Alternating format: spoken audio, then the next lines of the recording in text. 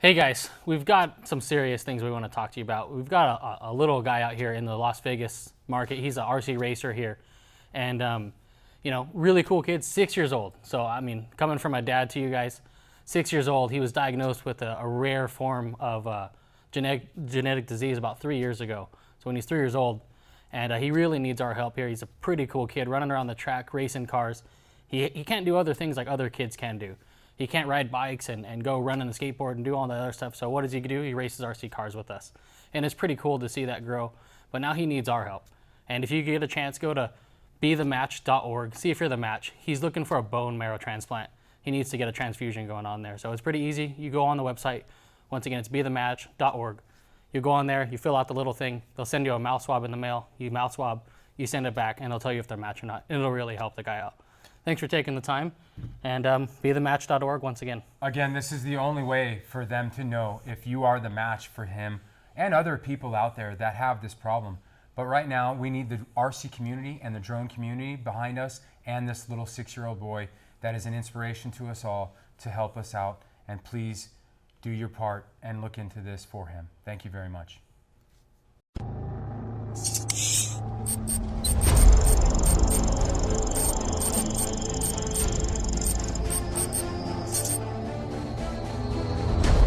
Hello, and welcome to TheyGo, the first show to know when it comes to FPV and RC info. Broadcasting from TheyGo Studios, covering these rapidly growing sensations of both drones and RC cars. Without further delay, your hosts, Zach Morris and the Big Shane. Hey, welcome to TheyGo, the show that brings you news, interviews, tech tips, for both RC cars and drones. I'm Zach Morris, and with me, the Big Shane. Hey guys. And on today, we've got a great show. Shane, what's in store for us? We got an amazing show today with Richard Burnside. He is going to be on with the TheyGo show. He is live here in studio. I always say live here in studio, but he is here live in studio with us. We're going to be doing an interview with Richard. He is Mr. TMZ, they call him, and we're going to find out why they call him Mr. TMZ here in a minute. But first off, I want to tell everybody out there what we had going on and what happened at IIC. There was all kinds of stuff that went on there, and it was a week-long festivities there. Week-long festivities. We went down there. We checked it out. What an amazing event. What a show. It's big. It was nice because it wasn't in the Riviera, like 3 times the size as the Westgate Hotel. Yeah, it was big. You called me. You told me to come down there. You were like, hey, come on down here. Hurry up. I parked in the same spot, you know. We park in the parking garage, and, you know, because Steph was there, my wife, and I'm all, hey, where do I park? And she's all, I parked on parking level 2. And I'm all, okay, cool, I'll park right next to you. And then I'm walking, you know, I don't know, 300 miles. It was pretty far. Yeah, like it was halfway down Las crazy. Vegas Boulevard. And then I finally arrived, and it was worth the walk. It was a big event, and it was cool to see all of that. Walked in there past the casino, walked in there after all the machines, and then these huge ballrooms. Right. I walked past it. They had like 30, 40-foot ceilings and gold banisters and all this stuff. I was like, oh man, this isn't the Riviera anymore. Riviera was super old school. They imploded it earlier this year. I was out there. I saw it with my son and stuff. And in the middle of the night, it was great. Right. And what an amazing show IIC puts on. We also saw one of the best drivers that's out right now. Hands in the 12 scale world. In the 12 scale world, one of the best on-road guys that I can say that is out there. Andrew Knapp. What a crazy guy, man. Ridiculously fast in 12 scale. He had, he raced 3 classes, which was mod, right? Right. And stock and a 13.5 class for 12 scale. And he drove this class with the CNC car. I believe that's the name of this car. Okay. And with only 2 modifications That's done. it. That's it, Okay. which was crazy. I missed all the 12 scale races, and I wasn't there for all of those. So. Won all 3 classes with these 2 modifications that were done, and one was a front end stiffener that cost a whole $10. Oh man, factory pricing right there. And then also a $5 part to increase traction or something like this. I'm not. Hold on. I will. The shocks. It was for shocks. Okay. The length of the shocks. Another $5 part. So a grand total of $15, You know, $20. that's pretty awesome, though. Like, you see all these guys that get into the RC hobby, and they're like, all right, cool. What all do I need to buy? I need to buy this. $1 million worth of stuff. For this guy to come to one of the biggest races out there in on-road, because you have IIC and snowbirds are your two real biggest races, other than Reedy and stuff like that. Yes. But as far as those races go, these people think that they need to come out there and spend tons of money on that, and it's just down to driving, really. This guy, he's proved it. He only needed 2 things on his car, and that's all it needed. That was the story. 2 modifications to this car. Took all 3 classes home. What an amazing guy. He's from Michigan, I believe. And just crazy to see this and hear about this. And then we had Richard covering everything for us. And what an amazing guy to cover all this stuff and to hear this stuff. Well, it's kind of cool because he's from Michigan, right? So, usually your fast guys and all of that are either from overseas on the on-road kind of circuit, or, they're your California locals or kind of your coastal states. And for this guy to come from Michigan and basically clean house on the 12 scale side of things, it's kind of cool. It kind of puts Michigan on the map a little bit, like, hey, we race on-road up here too. And it does. I've always seen a lot of fast on-road guys always come out of like Midwest or something like that. I don't know if it's something to do with the weather out there, it's something in the food, stuff, maybe corn-fed or whatever it is. But they really know their on-road stuff out there. I mean, especially with snowbirds, some of the biggest entries in the world for on-road cars. Amazing, So let's get into the show. Let's check it out and get with our interview. Let's go cut to a commercial break.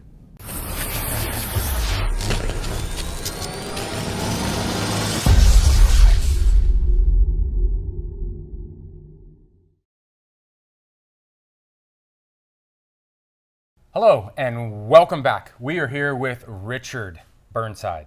Super awesome guy, amazing dude. I don't even know where to begin. Richard, you've been in this industry now for a while. Been doing some on-road stuff. Yep. You just recently went to the IIC, Yes. which was amazing opportunity for you, Yeah. right? I mean, this was crazy to see this on-road environment on the carpet. Was this your first race? Yeah, there? it was. It was my first time there. I always wanted to go to the IIC, but work got in the way, everything like that. But finally, I put my foot down and I went to my first IIC. That's super cool. Also, I wanted to let everybody know and let everybody know who you are and what you represent in this community here in Las Vegas and through the on-road community world. My name is Richard Burnside. I don't know if I represent anybody, but I race on road at 702 RC Raceway. It's a great track.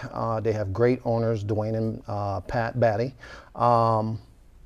But I've been doing this for a long time, but I took a hiatus of about 12 years, and then I got back into on-road, and I've been on-road ever since, man. What's the total amount of time that you think you've actually raced on-road? On-road and off-road, or just strictly? Just on-road, just on-road. Okay. The total time, I can't even imagine. I can't even imagine. Up there, huh? It's up there because we used to race at Hobbytown with, when I first started. I love Hobbytown. I went up there and I saw the guys running around with the cars and stuff, and I was like, okay, that looks interesting. So I stopped by Hobbytown, got a car, got some chargers, got some batteries out there. And that's when I ran into Steve Jackson and Randy Sebastian. They introduced me to RC, and I've been RC ever since. It's definitely the right group of guys. They're fast out there in the on-road industry. Yeah, they are definitely fast. What first got me into RC car racing was Hobbytown, on-road. The on-road community there. I remember at one point, it was so large on every Friday night, every Friday evening, I think it was, every couple weeks on Friday, we had 100+ entries to this thing. And I mean, Team Associated's there, all these crazy, top team drivers are racing on-road asphalt at Hobbytown. Yeah. And there was a point there to where it would be going on till like 3 o'clock, 3:30 in the morning. I didn't get home, the sun's coming up. Yeah. And I was like, what an amazing time. And that really got me to love the racing part of RC cars. Yeah. I was just being first introduced to the racing scene. I did not really race 8-scale off-road or do any kind of 10-scale racing at that time. And I really focused on, I was more like a basher kind of guy out there with my old Offna and my old T-Max stuff. And that was at the Silver Bowl. And I was learning at the time how to get into this racing thing. And I had some old school OGs tell me, hey man, you want to get fast, you want to do on-road. Yeah. And I'm like, but this doesn't make any sense. I like bumps and jumps and tricks and all this stuff. But really, it makes you develop racing lines. Yes. Number one, and it trains you in the form of driving correctly and not out of control. You can't drive this thing out of control. No, it's too tough to do that out of control. As soon as you drive this thing out of control, it's going to smash into a pipe or a wall or another car. Which I have done. Yeah, I've broken definitely. my car We've a lot all of been I've times. seen there, a man. few images on Facebook with half the body gone. Yeah, that was interesting. That's like one of those one-time events that you'll never see anywhere else. I think I've seen a few occasions. I don't know, one time. But I got into on-road because I like the speed. And whenever you get around the guys like Steve Jackson, Randy Sebastian, Nick Sugarhill, they're just a bunch of fun. They really are, because we usually joke around with each other. We give each other a lot of, just a lot of junk. Yeah, a lot of stuff, huh? Yeah. No, you know how it is. You Yeah. get with the friends at the RC Yeah. track, and it gets really cliquey, Yeah. Especially in the on-road community. You guys all have awesome painted bodies. Yeah. A lot of you guys do your own custom work. I saw you doing some stuff Yeah. out there, and you're like, man, I just want to get this thing done. Yeah. And I know it takes a lot of time. Yeah. It's very time consuming. A lot of preparation goes involved with this stuff, and then you have to be precise with on-road Yeah. stuff. You can kind of make some little mistakes in the off-road scene, and with the on-road scene you cannot. And the group of friends that you can make, it's so quiet. It's quiet. You go to IIC. It's quiet on the stand. That's the weird thing. Yeah. And then everyone takes it real serious, and then you go back into the pit and everyone's joking around. Yeah. I'm like, what is going on? It's fun It's like- times. it's like back two to different fun times. It's so people. serious It's like up two here, different people. and it's quiet. It's like golf almost. Like, Yeah. hey, don't say nothing. Right, not a lot and of then cheer. and then, yeah. Oh, what are you clapping for? My wife Whoa. gets thrown out in a heartbeat. She gets loud, and it's great. She's such a fun time at these events, and I can imagine her at some of these on-road events. and Pins just drop you be like, here what and are you doing? So, but on the other side of stuff, on the upside of stuff, it's a fun community and awesome people behind this stuff, and great sport. Yes. I see it now evolving more and more than I have in the past, and this is something. Do you know how many entries were at IIC this year? Do you know that off the top of your I head? want to say over 400. That's pretty good. I know Probably, it was over 400 because I remember the IAC came back after last year because the Riviera got destroyed or got demolished at that time. I was actually there for that Yeah. implosion with my son at like 4 o'clock in the morning. I was Yeah. like, you're crazy. And, I he was up, yeah. and it was fun. So And I was talking to Scotty Ernst, and he told me the only reason why they got the Westgate was because of the people that came from Riviera went to Westgate. Okay. So he had a hookup. So the ballroom was a lot bigger than before that they had at the Riviera. 3 times the size almost. Yeah. It was huge. It And was the a long track. walk. The track, it took us, I wanted to ride my skateboard. I parked in the parking garage, right? Yeah. And I told Zach, I'm like, where are you at? And he's like, oh, I'm just chilling inside the IIC watching some races. And he didn't tell me where to park, and he didn't even mention it to me. I think he just wanted me to get some exercise, man. Because Right. I was walking, I'm like, where is this thing at? I asked like 3 people that worked in the casino, where is the IIC? And they're like, oh, it's way back in the ballroom. And I'm like, well, is that on the other side of the building? They're like, oh yeah, it's just back past the casino. Right. So I made my way 5 miles into the casino and then finally made my way back to the IIC. I should have just parked on the other side of the building there. And Zach was making fun of me. But what an amazing place. It was the Riviera, they had the smaller place. Yes. But this time it was much bigger and a much bigger room. Yeah. Huge place. which made the track bigger, and I'm glad because the track was like ETS style, European Touring Series. They usually have the bigger tracks that a lot of people like to race on. So this year it was big, and when I went out there and looked at that track, I was just in awe. I was just in awe of the whole IIC because of Scotty Ernst's production and the race that he put on. It was just amazing. Is that your Absolutely first amazing. Scotty events or Scotty Ernst event ever that you've been Yes, to? but I like those things, the pamphlet and everything, and this is the time you're going to race. Like, Exactly. That's not going to be that time. And Yeah, It's I pretty mean, much if that time. it tells you, if that heat sheet tells you it's 10:30, Right. you better be ready by It's 10:30. scheduled for that time. Right. The Yes. race is out that Absolutely. time. Now, how was it in its entirety? I know you did some racing. How'd you end up doing out there? I did okay. I got on high grip carpet, and it was interesting because The carpet that we have at 702 is a little bit different than the one that they had at IIC. But I had to do, some minor adjustments to my car. But I think I did okay for my first IIC. I came second in D main, but next year we're going to shoot for a little bit higher. Yes, sir. It's in the books. It's already in the books. I already cleared that with my wife, just to let you guys know. Does she know that? Yeah, she knows that. Yeah. All right. Yep. That's like I told everybody I'm going to, I don't even want to mention it right now, actually. But I said I'm going to Nitro Challenge. Yeah. And it's something that I have to do. I missed that race so much. I didn't get to go in the past couple years, I believe. Yeah. And I see all my friends get to go to that. That's my off-road side of stuff. And Yeah. that's my old school hardcore nitro side of me that wants to come out and go play and have fun with that. Absolutely. And this year they're doing a double race with drones and RC cars, which is pretty crazy. So I wanted to be there for that. But the IIC, Scotty Ernest events are one of the top in the world, I Yes. think. The way he puts on the show and the way he announces the show is some of the best announcing in the business and most professionalism I've ever seen at a race event. Yep. He's on top of it. I remember we've done some big races, and you're supposed to go up there on qualifying order on the stand, and I remember I've been at a few races, and you just see a little look on the stand, and Scotty Ernst, everyone take a step back. All right, number 1, number 2, number 3, number 4. Yep. And he handles it. He's on it, and that's awesome. Did And anything like that happen out there? No, I mean, a little, it wasn't anything bad, that I had to talk about, like, somebody getting wild on the driver's stand or anything like that, because everybody respects Scotty. Right. Whenever you go to the IIC, they know exactly what to expect and what he'll put his foot down on. So everybody knows that. But I remember Scotty Ernst when we used to run at Western RC back in the day. Western RC was off of Blue Diamond way back there.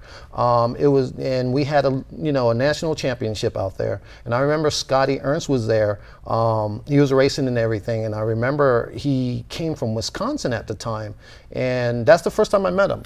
And then I came back after he, for the IIC, I said, Scotty, we met each other and everything. He remembered me, and it was good times. So he held this event at Western RC. Do you remember what year that was? 90s? Probably maybe early 2000s-ish? late 90s or maybe 2000. Okay. Because I remember the Paris race took place, and that's when I went to Nitro for a year. And I remember that. It was good. It was great. It was the time that the TC3 Nitro came out. So I jumped on that, and it was fun. It was a lot of fun. RC, to me, either on-road or Nitro, it's just fun. Yeah. It's just a blast. For some people that don't know, Western RC was Heard of it, one of the first. It was one of the first tracks here in Las Vegas that I can say. And then they had Danzy's, Yes. which were recently, sadly to say, that is now closed. They had an indoor place there where they were running indoor nitro and all kinds of crazy stuff. But Western RC was one of the OG original places in Las Vegas, besides the Silver Bowl, to run and go play with your stuff in a public place. And you can go out there and play with your stuff at any time, and just go out there and have fun. And I really wish people would focus a lot more on some of these public places and things to do like that, these public parks that are opening on-road and off-road places and places to fly.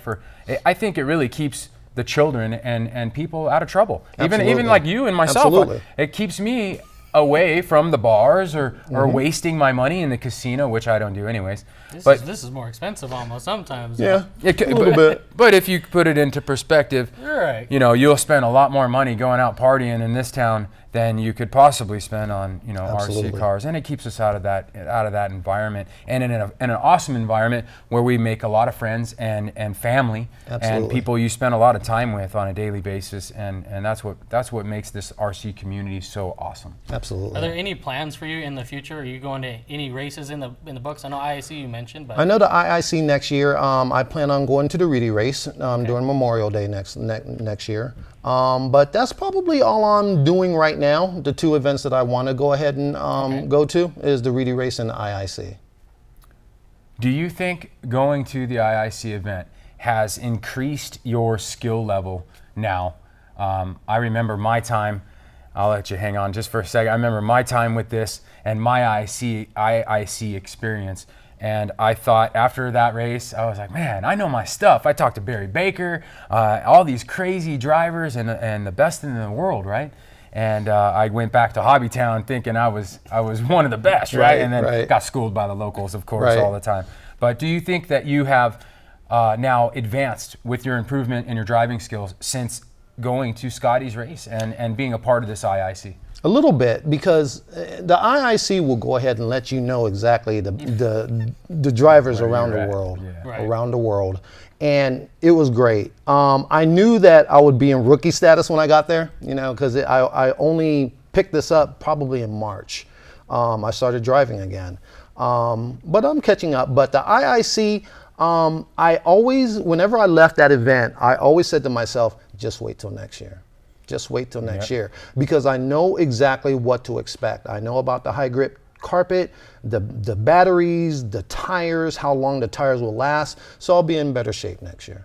Awesome. All right, when we're back, we'll hear more from Richard Burnside.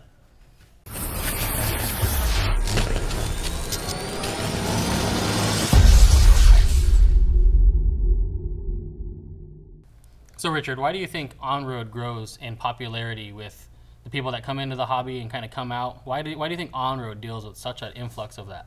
To be honest with you, I really don't know, because I really don't know, because some of the people that used to come to 702 that doesn't come anymore, I mean, they still have their equipment and everything, but I think that, you know, like Mike Kennedy and Mike Bustamante, they're into off-road, what is it called? Bicycling. Off-road bicycling. So, you know, they're really into that, but I really don't know, to be honest with you.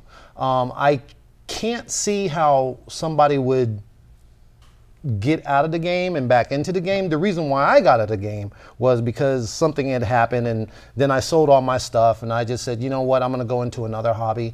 But I came by Hobbytown again, and my wife told me, do not go to Hobbytown tonight. Do not, because I know you're going to spend money. And she meant that I would go ahead and get another kit, another car, batteries, you're everything. Locked in. She's not going to see you for a while. That's what that meant. Exactly. But when I came back, I was like, I was hooked. Yeah, but I don't know why. I don't know why there's a influctuation. It's always something I've noticed. You know, like I've raced off road a lot. I've raced on road a little bit, and it's something that, you know, on road will grow super big, and then like, what's on road? You know, right? And then it's on road super big, and then like, what's on road? And I think what's bringing it back a little bit is probably some of these carpet tracks that we have out here, especially across the world. You have all the new carpet tracks opening up. Absolutely.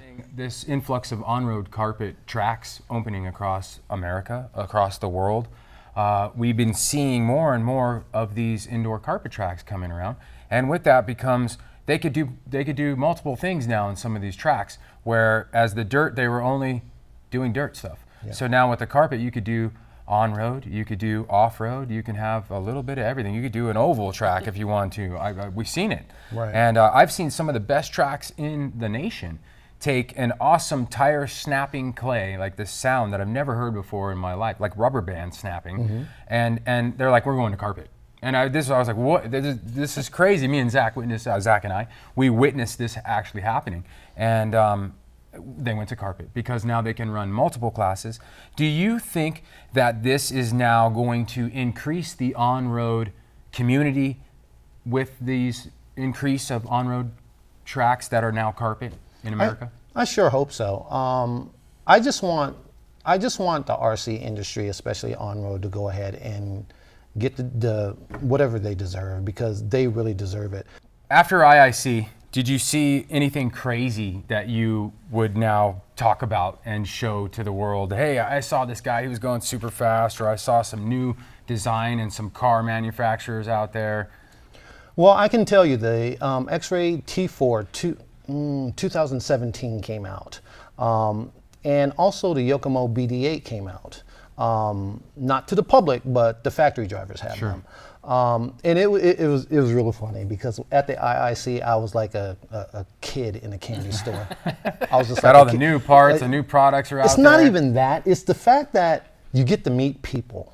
You know what I mean? Right. That was probably the most that was just the most fun out of it that I can get out of IIC is the people that you meet.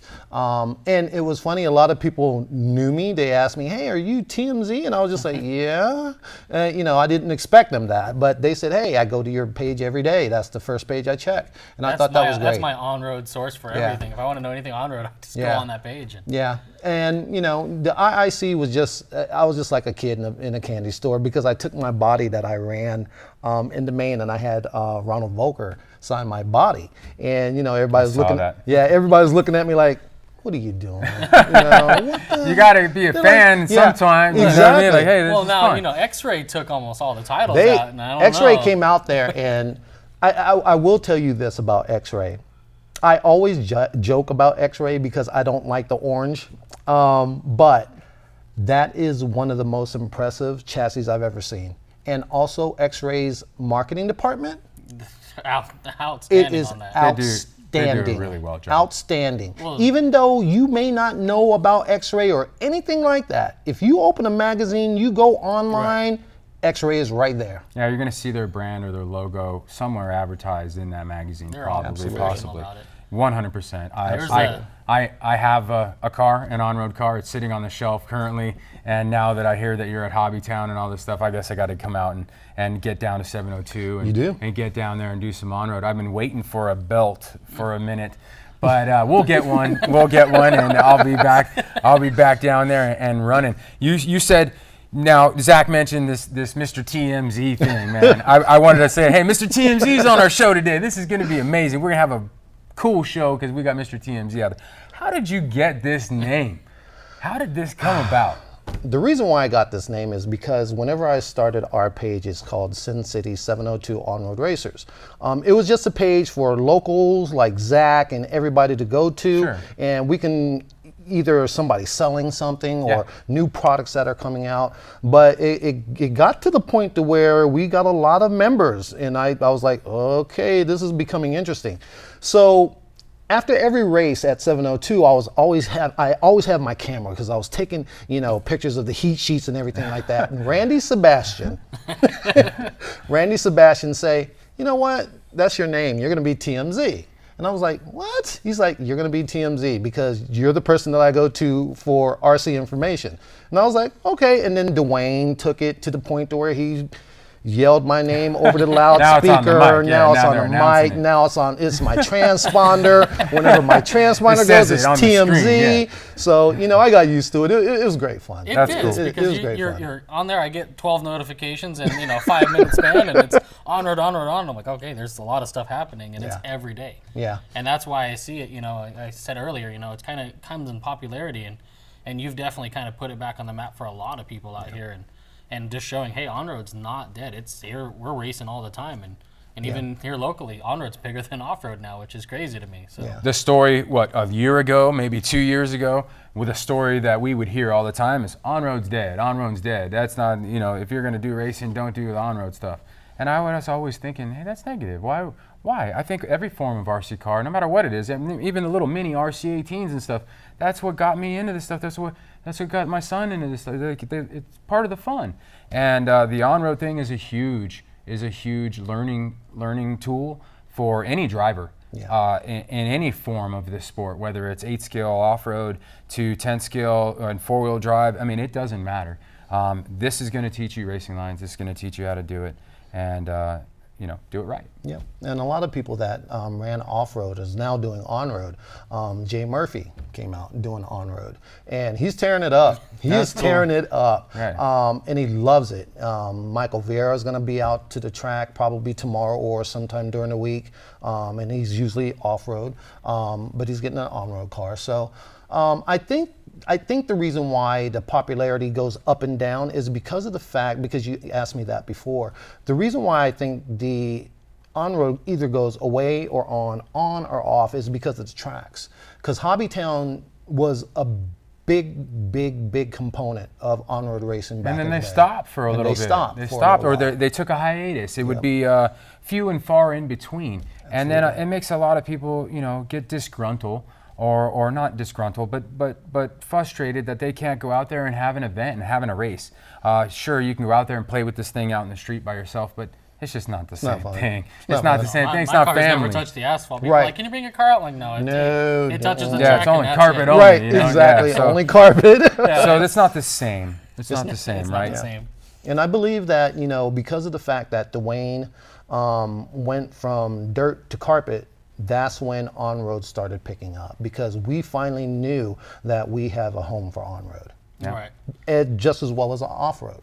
So, I mean, he did the smart thing. I remember seeing a lot of the comments when he was switching from dirt to carpet, and they're all, oh, no, it's not going to work. And all the on-road guys are like, it's not going to work. You're not putting the subfloor in and this and that. And yeah, there's some bumps on the track, but, It looked on-road like it was continues working to just keep fine. growing there. And I raced on-road for a little bit. It's tough.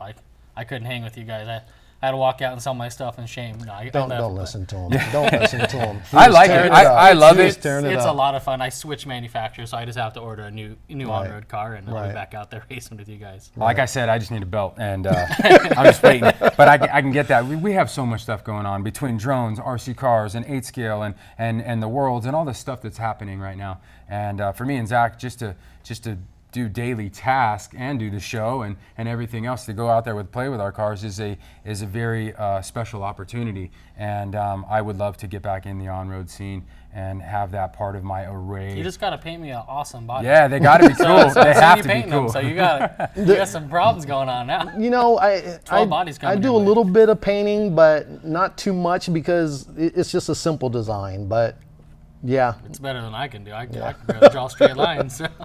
Now, as an on-road racer, what has been the hardest thing that you've maybe had to learn switching from carpet from track to track?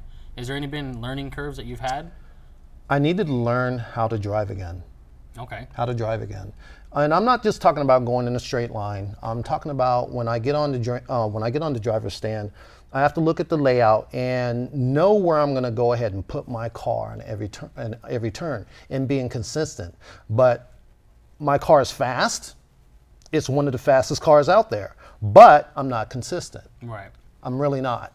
But I am learning. It's only Yeah, been you'll go a since little March. wide here, a little blow out that corner Yeah, over and there. then my body will come off and rip apart, and stuff That's like just that. happening. It's like Yeah. That's it's part of almost it. like chess almost with on-road, because you have to set the first corner up to get that second corner right and the third corner, and it follows through. Whereas off-road, we can have a little bit of that mistakes in the air or whatever. You have some time to fix that. In on-road, you've got to be perfect. It's and on precise. point. And then there's it's drafting. hard. You can draft in these things. Yeah. I mean, I've seen it done, especially on a big outdoor asphalt track or Yep. something like that. Some of these tracks that I've seen in like Japan. Yeah. What amazing Oh my facilities. Oh my gosh, I can't believe some of Japan these to places. me is like the RC capital of the world. I they think really It's are. amazing out there. I think the coolest thing is that these tracks never change. So if I'm a local there and you're from overseas somewhere and you come to my track and that layout has been there for the past 5 years, we were just having this conversation, I'm probably going to know every little bump and rock that's on that track. And for you to come from overseas and spend maybe a day or two there and try to battle me on this track, there's no way that Yeah. you're going to win. And I think that's pretty cool about some of these on-road facilities. And some of the elaborateness that I've seen behind it almost looks like a Formula One track on some Yes. of these things. It looks like Dubai or something. And then some of the speeds they go, it's 70 plus miles an You had hour. Kinwald come out and he, cut out his body so there's clear streaks in it, and he's got LEDs in there coming through the body and That was giving great. it that, That was cool. realistic look. That was cool. That was great. That was great. That's pretty awesome. So now Yeah. IIC's done and passed. You're getting ready for Reedy coming up. Yep. And That's then switching brands, staying Yokomo. New car coming out. I'm sticking with Yokomo. Okay. Everybody tells me I need to get an He wants X-ray. to Are go you X-ray. I going to see go it from in the his 7 face. to the 8? Or are you going to keep I the don't 7? think so. I think I'm going to keep the 7. Okay. Because I've only had this since March, and I know that every manufacturer comes out with a new model every year. And I'm not, my That wife. Yokomo, that Yeah. thing's been around. They just recently came out with their new car, right? Yeah. I know some people that have been running some of those Yokomo cars for Yeah. 10 years. Yep. And they just put some upgraded stuff on it, and it's like a brand new car. It's Yep. got all the geometries there. Everything's good. It's still a race-proven car. Yep. So by you sticking with that brand, you like it, that's pretty awesome. Yep. It's tough, especially, I was Team C and being the lone wolf out there for a long time, and it's tough, everyone you at the track, and they're all associated or X-ray, and They're all, you should be with that. And I'm like, I want to be different. Yep. I don't want to follow the crowd. And it's And I've commendable staying with the off-brand kind of thing. Well, not off-brand, but Yeah. not the popular one at the local track. And I've always been that way because back in the day when everybody had Associated Schumacher's, I ran a HBI Pro 3. I was the only one at the track because I just wanted to be different than everybody else. I don't know if it's good or bad, but that's just me. Right. Hey, you know, we all have our differences, and I do want to take the time and thank you for coming out here, and we've enjoyed having you in the studio, and we enjoy seeing the next on-road race that comes out. Yep. And, you know, thanks for watching and everything. I want to personally thank him for doing, I mean, you were a correspondent for TheyGo over the weekend for IIC, and yourself for 702 on-road racers in that forum on Facebook there. And what an amazing job that you did for the community, for TheyGo, and for everybody to know. I mean, I think you covered more of the racing than I saw some of these companies doing. I mean, really, honestly, there was one video that you put out there, and a couple of them actually, not just one. You were reporting all week long and showing us who's taken what positions and stuff like that. Amazing footage. I wish other people would do the same and live that life like that. That you have the time to do that. That's great, and thank you very much from the bottom of our hearts. Thank you from TheyGo, and thanks for watching. And stay tuned, like us, share us, love us, and see you next time.